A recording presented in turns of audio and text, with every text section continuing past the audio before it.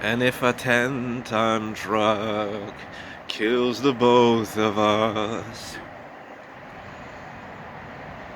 to die by your side is such a heavenly way to die. How's it going, everybody? Hope everybody's doing well. Hope everybody's doing swell. I'm gonna make this video quick because it's cold and windy. Today I'm going to be talking about another watch topic. Today in particular I'm going to be talking about watch repair. Let's say you want to repair a watch at home, okay? Now I have lots of practice on vintage pocket watches. I know how to take them apart, I know how to put them together. But let me give you an example of this one pocket watch I took apart. I took it apart, I cleaned it, I put it back together, and it's not running the way I want it to run. Why? Because it needs one part completely replaced. What do? Those parts are basically non-existent. You would have to buy another pocket watch of the same brand, of the same movement caliber, and kind of pull out the good parts out of that watch, when in theory that watch could actually run better than the watch you have already. You know, that's one thing. Now, with wristwatches, you have the little jeweler's loop, you know, the magnification, you have the little screwdrivers, you have the knowledge how to take it apart and put it back together and oil it and everything. What do? Especially in the vintage watches. I want to repair a vintage Omega Geneve that I have day in particular. What will I do? How can I go about it? Well, it's difficult, okay? Because a lot of these brands, you need to have a special watchmaker's account in order to order replacement parts. So if you're repairing an Omega, you need a special account with Omega in order to source the genuine replacement parts. If you're repairing a Rolex, you need a Rolex account in order to order replacement parts for a Rolex. And this is where a lot of enthusiasts and hobbyists that want to repair their own watches and want to save a lot of money on servicing, because even if they have the knowledge to do it themselves, this leads you into like a certain predicament. Now, especially with vintage pieces, even if I were to send it to Omega or to Rolex, for example, they most likely won't have the parts in stock, you know, ready to go. They have to special order, they have to wait, and then they can repair it and then they can send it back to you. But they have access to the parts. That's what I'm talking about. As sort of an independent watchmaker, it's hard to source parts. You either have to find another movement on eBay or somewhere, or another watch of the same caliber with the same movement on eBay, and pull out the good parts and then put it into your other watch. But what if the watch you order is in perfect running condition and actually runs better than the watch you're supposed to, well, you're trying to repair it, right? It makes absolutely no sense. So see, there's a lot of hurdles. Even if you're interested in the hobby, even if you want to do this for fun and to save money on servicing, there's a lot of steps that prevent you from doing so, which kind of sucks. So what am I supposed to do? Well, I could risk the chance of actually taking it apart, cleaning it and oiling it and putting it back together. And what if it still doesn't run the way I want it to run? What if it needs a couple parts completely replaced? What am I gonna do? It's a loss. You can't really do nothing. Like if you're a local watchmaker, independent watchmaker by trade, you probably amassed a great collection of spare parts throughout the years, right? You might have some parts laying around. You might or you might not. But you have special machines, you know, you have lathes, you have all this equipment in order to actually make a completely new replacement part by hand. It'll take a lot of time, it takes a lot of practice, and it takes a lot of effort, but you can do it. But as a person with no particular equipment or special tools or anything, It's highly impossible. So what do? I guess you just gotta bite the bullet and send it into the official servicing, or find a local watchmaker that can service it for you, which sucks, but that's the way it is, and that's the way the watch market intended it to be a long time ago. They're not stupid. They don't want to waste money. They don't want to waste business. They know that some people could actually learn and figure out how to do these things themselves. It's like when you're fixing cars. If you're a mechanic at home, whatever, you can easily source the parts on eBay or what have you, even from a local junkyard. Okay, you can go to a junkyard and scavenge some functional parts from the junkyard. But there's no such thing for watches. Okay, there's no such thing for watches. So on one hand, it's like it's preventing a lot of people from actually getting into watch repair. Okay, because you're discouraged. You know how to do it, you know how to put it back together, you know all the basic you know things in order to service, but you can't provide a pristine servicing without proper genuine replacement parts, in my opinion. So you're kind of screwed. So if you want to get into the watch repair hobby, and if you want to save a lot of money, what I would suggest doing, like in my position as well, what I'm thinking of doing is buy watches that you can easily source the parts and that are inexpensive, like Seiko. Okay, if you work on Seiko mechanical movements, you can find the parts somewhere. If not, you can probably order genuine replacement parts somewhere.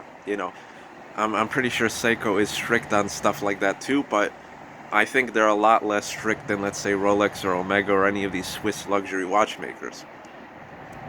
So my suggestion would be, if you really want to dip your toes into the whole watch repair hobby, it's buy inexpensive Seikos or something where the movement and the parts and all this stuff is easily and readily available at very inexpensive prices.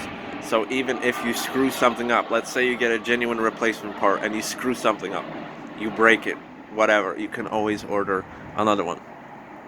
So it gives you more wiggle room, so to speak.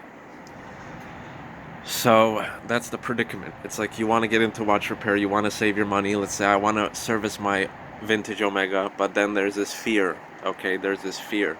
So that's another thing about luxury watches that are kind of, it's kind of, it's distasteful. It's a pain in the ass. Like, you pay a lot of money for these watches, and like they make you jump through all these hurdles and all this stuff, even if you wanted to service it and do it yourself. It's not really a do-it-yourself type of friendly hobby or activity. Okay. It's like, yeah, I can get a Seiko, and yeah, I like Seikos. They're nice. Their movements are robust. There's nothing wrong with them. But it's like, I could repair a Seiko. Yeah, I could get a vintage Seiko and repair it myself, for example, put in all new parts, whatever I want to do with it, right? But I don't have that satisfaction of, let's say, repairing my own Omega and wearing my own Omega on my wrist that I repaired myself.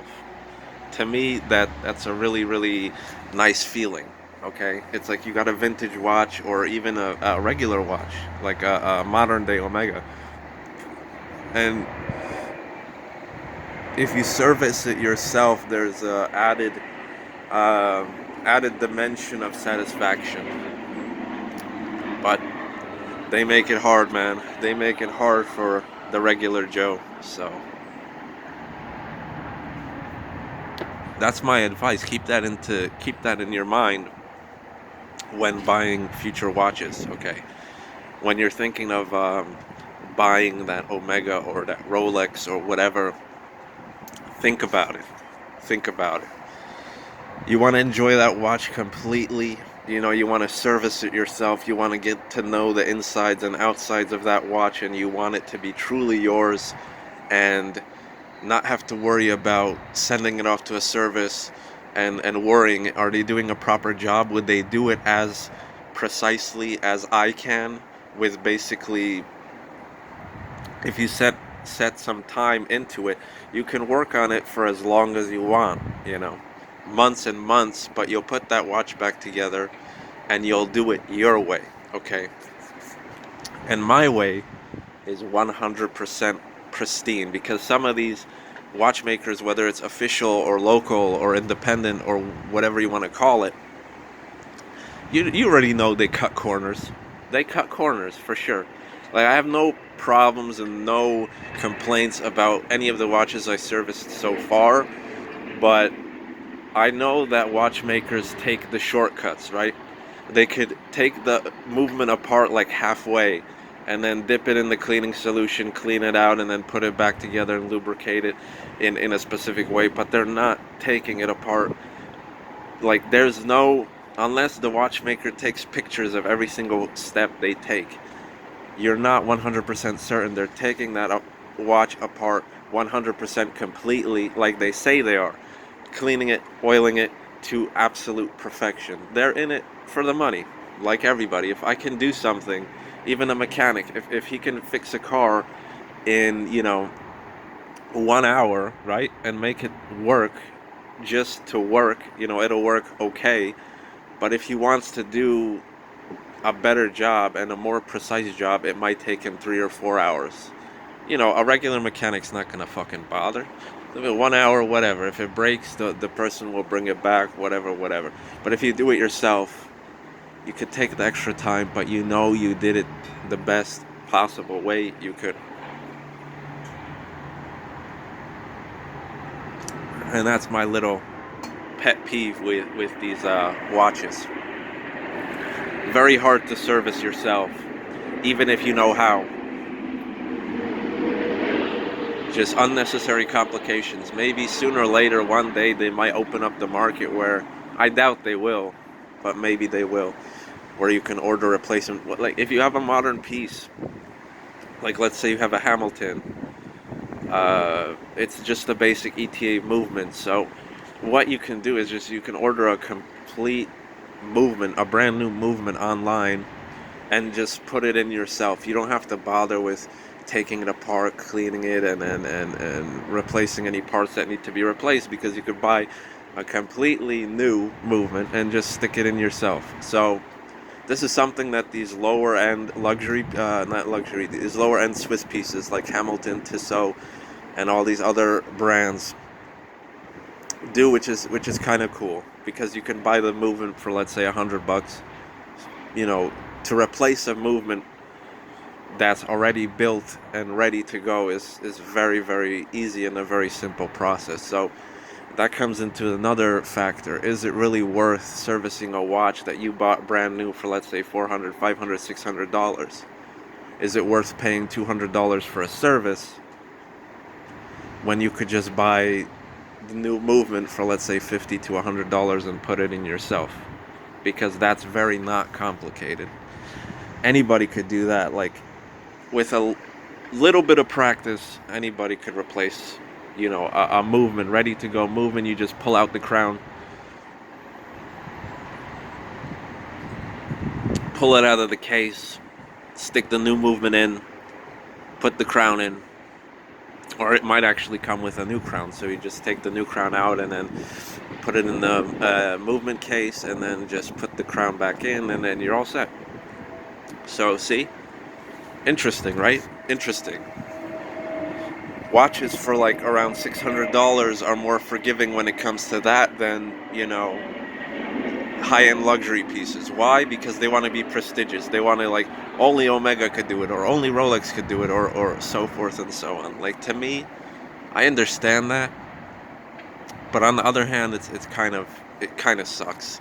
That's like buying a Mercedes-Benz and saying, like, oh, nobody else could service the car for you, only Mercedes. It's like, even if you know how to do it, you have the proper space, you have the proper, like, access to everything, like, why can't you do it yourself? you know, this is why cars are actually forgiving, because you can get everything you want, replace it yourself, and you'll be good to go.